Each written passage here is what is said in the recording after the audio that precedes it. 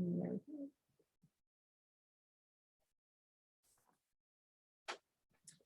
guys, it's our second week doing the whole Alaska Peer Warrior recovery thing and making sure that we talk about this. It's time to make it important and relevant.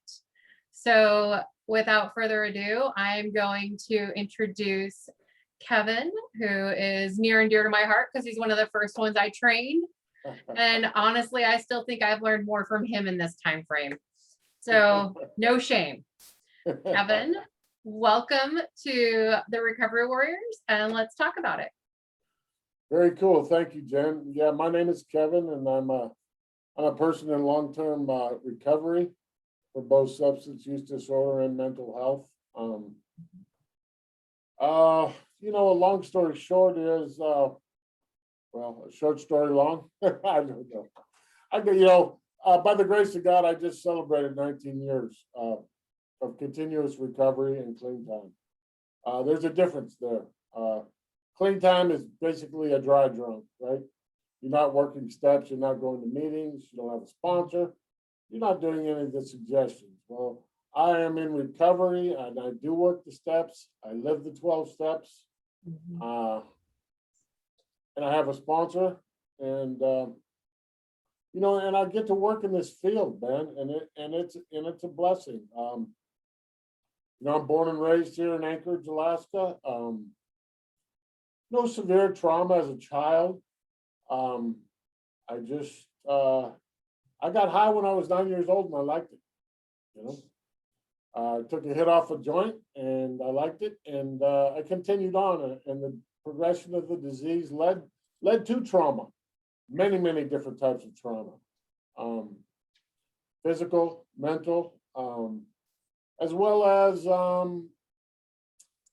trauma caused by accidents. I've been in severe motorcycle accidents, multi-trauma patient, intensive care, 14 days. But what I've learned through this recovery process since I've been clean is that I can apply these 12 steps of living to anything in my life. What I learned in Narcotics Anonymous is that the drugs are just a symptom of our disease. Our addiction runs much deeper. And, I'm a firm believer, one day at a time. I try and stay in the moment just as much as I can. And it's hard. I do know, for me, a key to recovery program is to have a higher power, and I'm not that higher power. I used to think I was the higher power.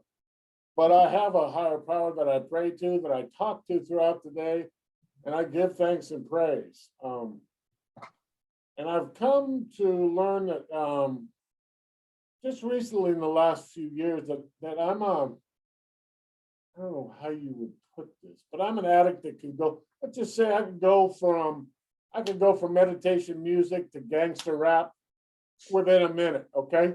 I mean, that's, I would call it K-fuck radio between the ears. So, and it plays all the time. So I have to keep that in check. I've had a lot of setbacks. I've never had a relapse.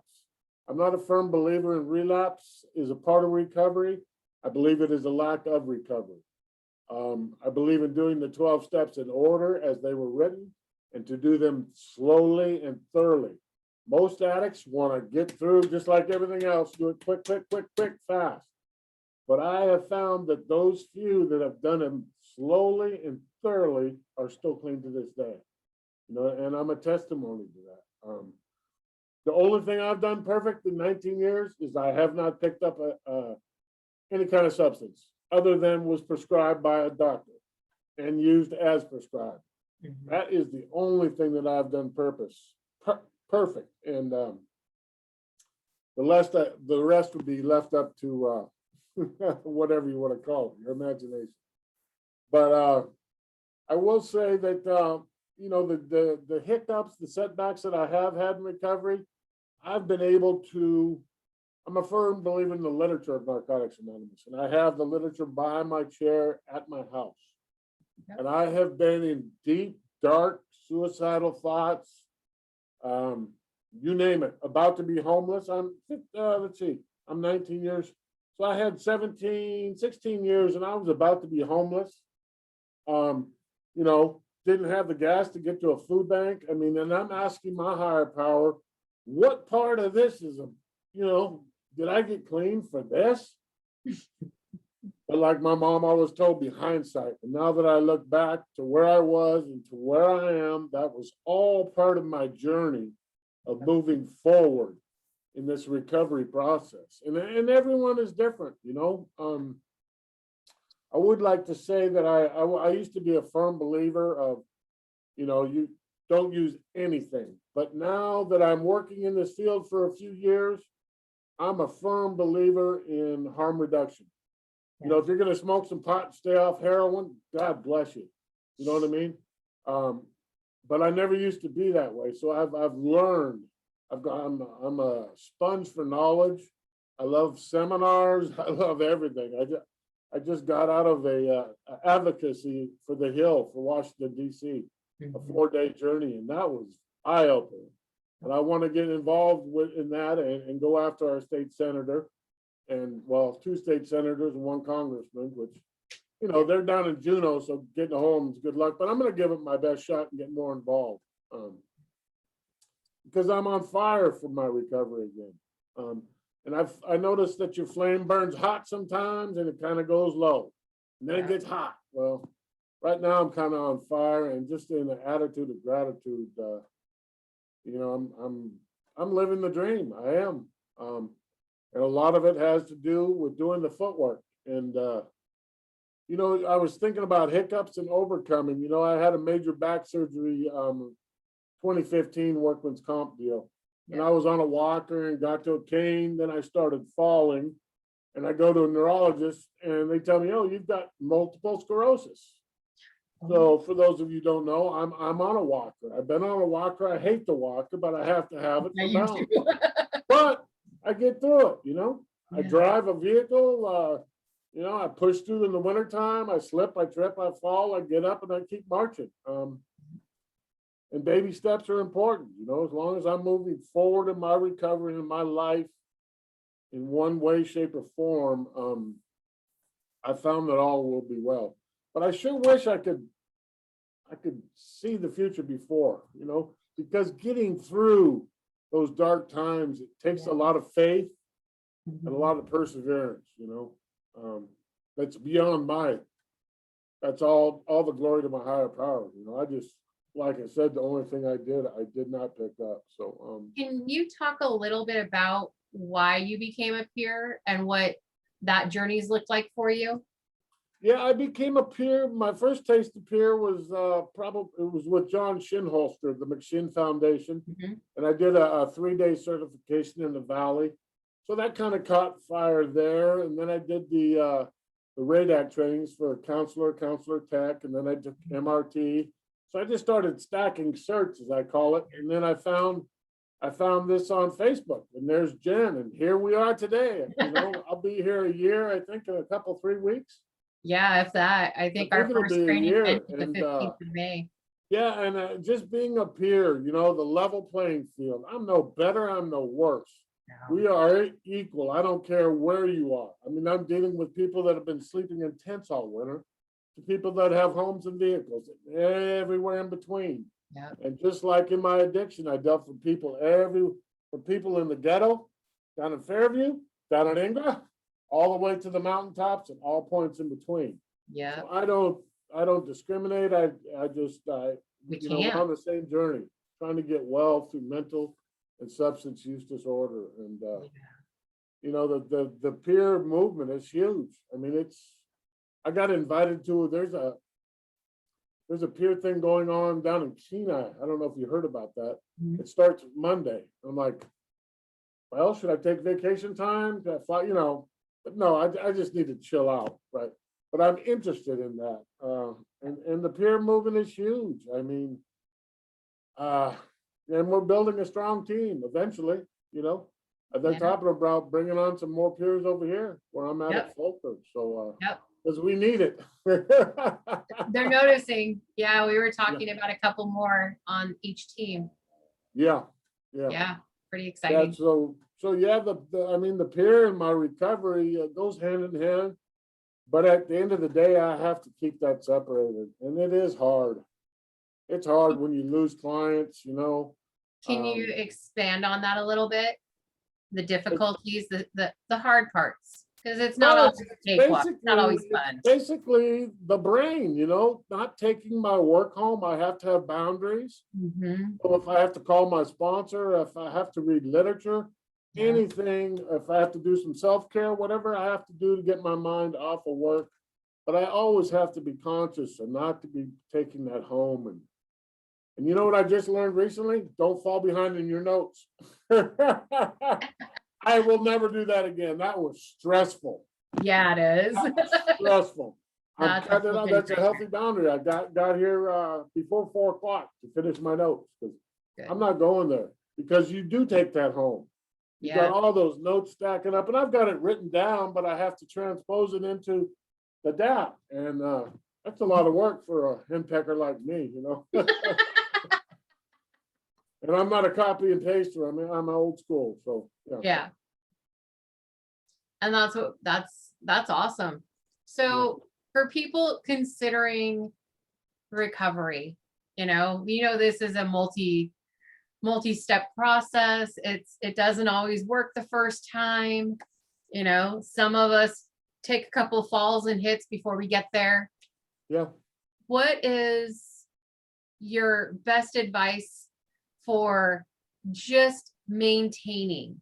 I talk in training about, it's that, 2 minutes. You just got to get to the next 2 minutes and take that call and talk to that sponsor and own your moment. So what's your feedback? What's your support to these people listening today? I'd say, well, my like I told you earlier, my go-to mantra is die motherfucker, just don't use no matter what. I am a card carrying member of no matter what club. No matter what happens, don't pick up.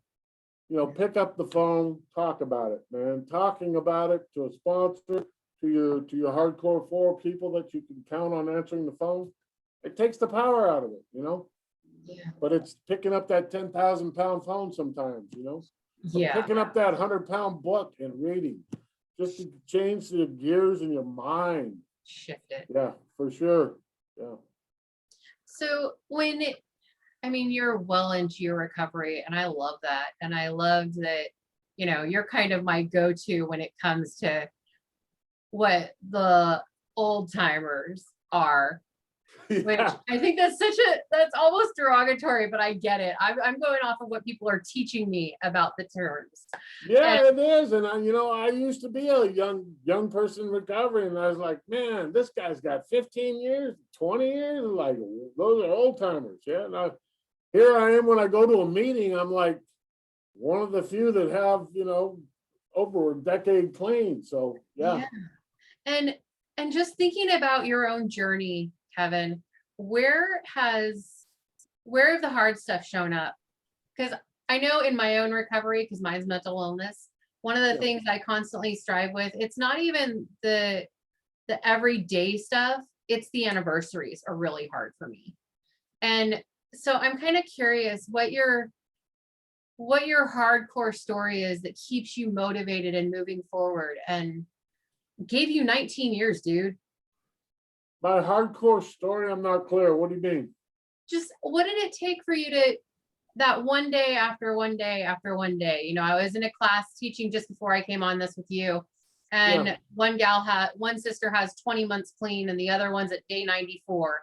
And I say, just my original headset is like, well, that 94 is the hard stuff. You're trying to get to that 100, triple digits and then into the next ones. And I'm just kind of curious what yours is. For me, to get me through each day, I fast forward. If I pick up, I'm going back to prison. I got clean in prison, okay? Okay. The last time I wore handcuffs was 19 years ago, April 12th, 2002. And I don't want to go back there. So I have a set, I'm a very scheduled, regimented person.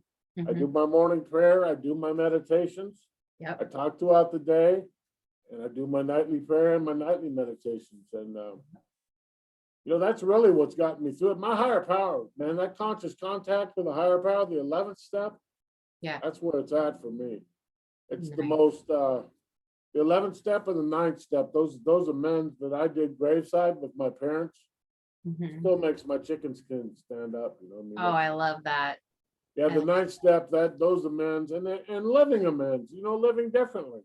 I still have to process because I was a booster. I stole a lot of stuff, tens of thousands of dollars of stuff.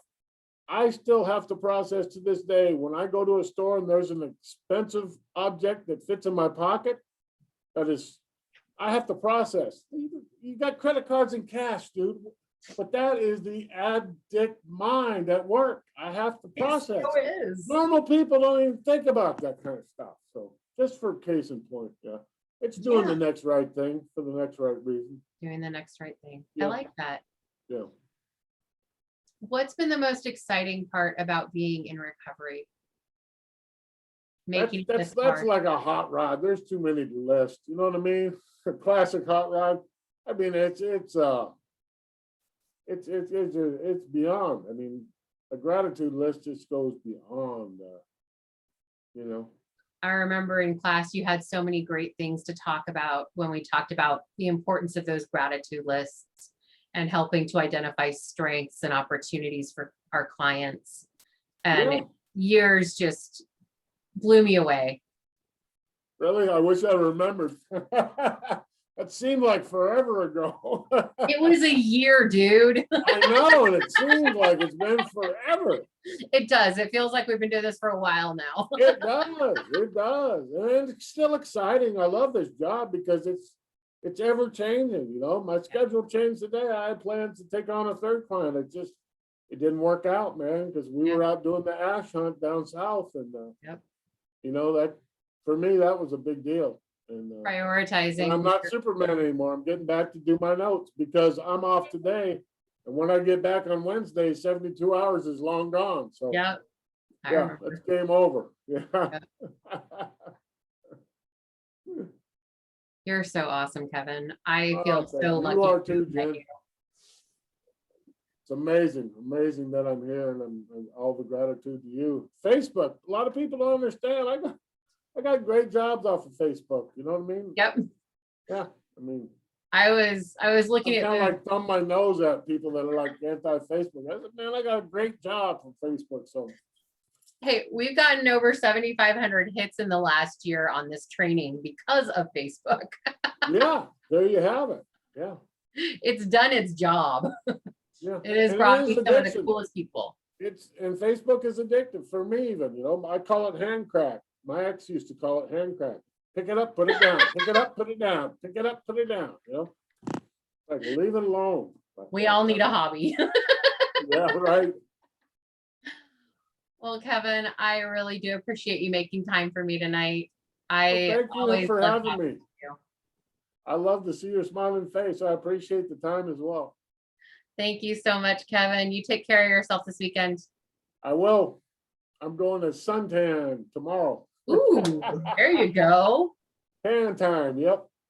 There you go. Maybe you have a great pool day. therapy too. Go for a swim at the YMCA. So I was gonna say Hawaii. I wish, but I've got vacation time, and I'm still going for that. When is my 1 year? May what? 1 year. Our class ended on the 15th, and you started the following Monday, so probably the 17th or 18th. Yep. So yeah, I'm trying to not miss one day. I've taken one floating holiday, so I'm almost there. That's awesome. Then I'm going to Maui. Maybe in the fall. Yeah. Oh, there you go. After everything dies down. Yep. Chills out. A little more normalcy, There you go. All right. Take care of yourself, Kevin. All right. Thank you so much. Bye-bye. My pleasure. Bye.